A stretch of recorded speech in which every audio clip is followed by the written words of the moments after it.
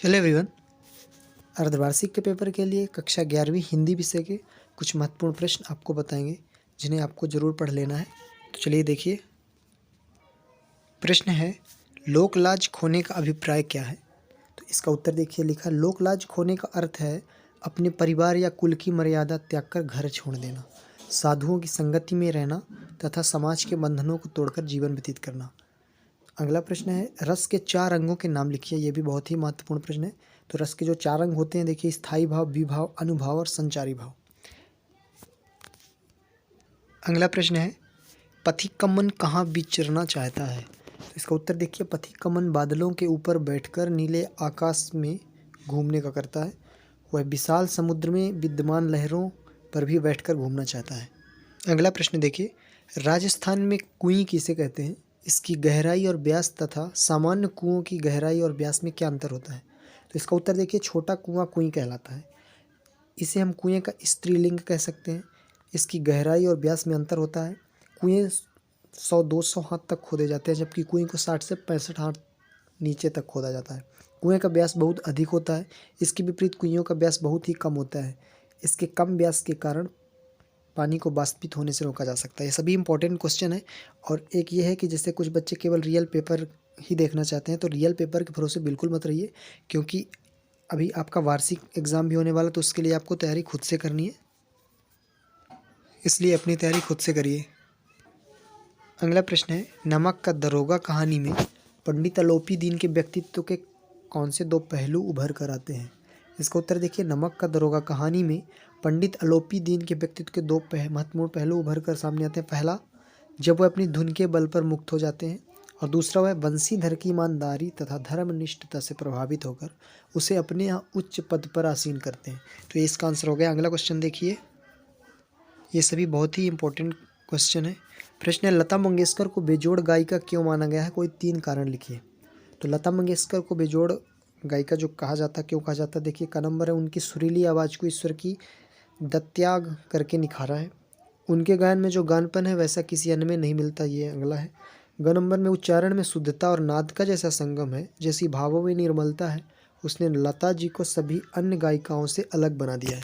तो ये इसका आंसर हो गया। अगला क्वेश्चन देखिए, ये सभी क्वेश्चन आपके वार्षिक परीक्षा के लिए भी इम्पोर्टेंट है, इसलिए इनको जरूर पढ़ लीजिएगा। क्वेश्चन है, मियाँ नसरुद्दीन को नान बाइयों का मसीहा क्यों कहा गया है? उत्तर है, नान बाइयों का अर्थ है तरह तरह की रोटी बनाने एवं बेचने वाले। मियाँ नसरुद्दीन को नान बाइयों का मसीहा इसलिए कहा गया क्योंकि वह खानदानी नान भाई थे। उनके पिता बरकत शाही नान बाई गढ़िया वाले के नाम से व दादा साहेब मियाँ कल्लन के नाम से प्रसिद्ध थे। वे 56 प्रकार की रोटियां बना सकते थे। वे रोटी बनाने को एक कला मानते थे और इस कला के उस्ताद थे। अपने काम में आत्मविश्वास से भरे हुए थे। अगला देखिए, ये महत्वपूर्ण प्रश्न है, शास्त्रीय संगीत और चित्रपट संगीत में अंतर। तो इसमें एक तरफ शास्त्रीय संगीत लिखना, एक तरफ चित्रपट संगीत। तो पहले नंबर पे लिखेंगे शास्त्रीय संगीत में, इसे मार्गी संगीत भी कहा जाता है, आप यहाँ से ही तैयार कर सकते हैं। इसमें लोक संगीत तथा शास्त्रीय संगीत दोनों का ही प्रयोग हो सकता है। तो चित्रपट संगीत का पहला हो गया। दूसरा में देखिए, यह स्वरों के आधार पर गाया जाता है, और इसमें लिखना है, इसे स्वरों या बिना स्वरों के अनुसार परिस्थितियों के अनुरूप गाया जाता है। अगला है, इसमें लय, ताल आदि का उल्लंघन वर्जित होता है। इसमें लिखना है, इसका मुख्य आधार लोकप्रियता है, अतः इसके गायन में स्वतंत्रता है। चौथा नंबर है, यह रागों पर आधारित होता है, और इसमें लिखना है, इसमें रागों के साथ साथ लोकगीतों का मिश्रण भी किया जाता है। तो ये इसका आंसर हो गया। इसके आगे कवि परिचय में देखिए, कबीर दास जी का जीवन परिचय जो आता है, तो रचनाएं सबसे पहले लिखनी होती है। रचनाएं हो गई साखी सबद रमैनी, यहाँ पे कबीर दास जी का बता रहे हैं, ध्यान दीजिए। कबीर दास का मुख्य बिंदु दिए रहते हैं, रचनाएं, भावपक्ष, कल्पक्ष और साहित्य में स्थान। तो रचनाएं में आपको लिखना है साखी सबद रमैनी, 2 रचनाएं आती हैं, आप तीनों पढ़ लीजिए। भाव पक्ष में देखिए लिखना कबीर दास भक्ति काल की निर्गुण भक्ति धारा। यहाँ पे ऑब्जेक्टिव में भी क्वेश्चन पूछा जाता है, कबीर जी कौन सी भक्ति के कवि हैं? जैसे तुलसीदास जी भक्ति काल के ही कवि हैं, लेकिन वो सगुण वाले हैं, और निर्गुण वाले कौन हैं? कबीर दास जी। तो कबीर दास भक्ति काल की निर्गुण भक्ति धारा के ज्ञान मार्गी शाखा के प्रमुख कवि हैं। भाव पक्ष में लिखना है, उन्होंने ईश्वर भक्ति का आधार ज्ञान को माना है। उनके काव्य में दार्शनिक विचारधारा मिलती है। कबीर को काव्य में समाज सुधार की भावना मिलती है। तो ये भाव पक्ष हो गया। कला पक्ष में देखिए, इसमें लिखना है, कबीर दास जी संत कवि थे, वे पढ़े लिखे नहीं थे, उनकी भाषा अपरिष्कृत और अपरिमा है। उनकी भाषा में पूर्वी अवधि, राजस्थानी, ब्रज, पंजाबी आदि अनेक भाषाओं के शब्द मिलते हैं, इसलिए उनकी भाषा को क्या कहा जाता है? सधुक्कड़ी भाषा। ये भी कई बार आ चुका है ऑब्जेक्टिव में। या खिचड़ी भाषा भी कहते हैं। उनकी भाषा सहज और सरल है। कबीर दास जी की शैली मुक्तक प्रधान है, उनकी शैली उपदेशात्मक है। तो ये कला पक्षों के साहित्य में स्थान देख लीजिए। इसमें लिखना है कबीर दास जी हिंदी साहित्य की ज्ञान मार्गी शाखा के प्रमुख कवि हैं। वे समाज सुधारक कवि हैं। हिंदी साहित्य में उनका प्रमुख स्थान है।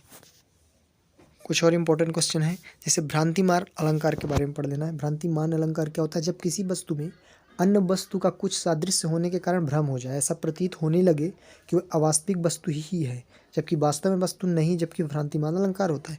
अथवा में इसको ये भी कह सकते हैं कि जहाँ पर समानता के कारण किसी वस्तु में अन्य वस्तु का भ्रम हो जाए, वहाँ भ्रांतिमान अलंकार होता है। उदाहरण देख लीजिए इसका। उदाहरण है बिल विचार कर नाक सुंड में घुसने लगा विषैला सांप, काली ईख समझ विषधर को उठा लिया तब गजने आप। इसका स्पष्टीकरण देख लीजिए। सांप को हाथी की सूंड में बिल का और हाथी को सांप में काले गन्ने का भ्रम दिखाया गया, तो अतः यहाँ क्या हो जाएगा? भ्रांतिमान अलंकार हो जाएगा। इसके अलावा आप अपनी तैयारी खुद से करिए, रियल पेपर के भरोसे बिल्कुल मत रहिए, क्योंकि अभी आपको वार्षिक का एग्ज़ाम भी देना है, तो अपनी तैयारी खुद से ही करिए।